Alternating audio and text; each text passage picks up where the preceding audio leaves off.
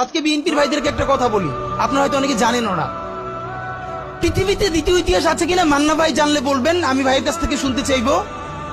জিয়াউর রহমান তো একজন সামরিক শাসক ছিলেন। একজন সামরিক শাসক সামরিক ফরমান জারি করে দেশে গণতন্ত্র ফিরেছে, পৃথিবীতে এই নজির নাই যেটা জিয়াউর রহমান করছেন।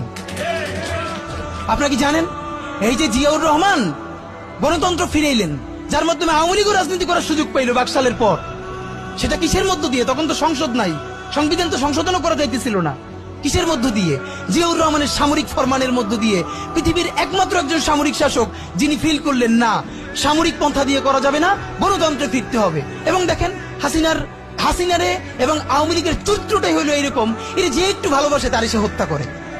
শহীদ প্রেসিডেন্ট জিয়াউর রহমান শেখ হাসিনাকে দেশে আসার অনুমতি দিছিলেন, সুযোগ দিছিলেন এবং বলছে থাক সবাই রাজনীতি করুক।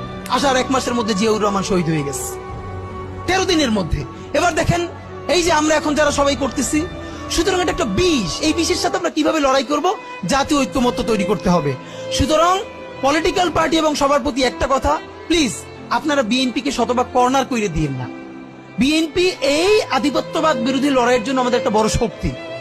এই শক্তিকে এত বেশি কর্নার করা যাবে না যাতে তারা গিয়ে আওয়ামী লীগের হাত ধরে ফেলে। তারা যদি আওয়ামী লীগ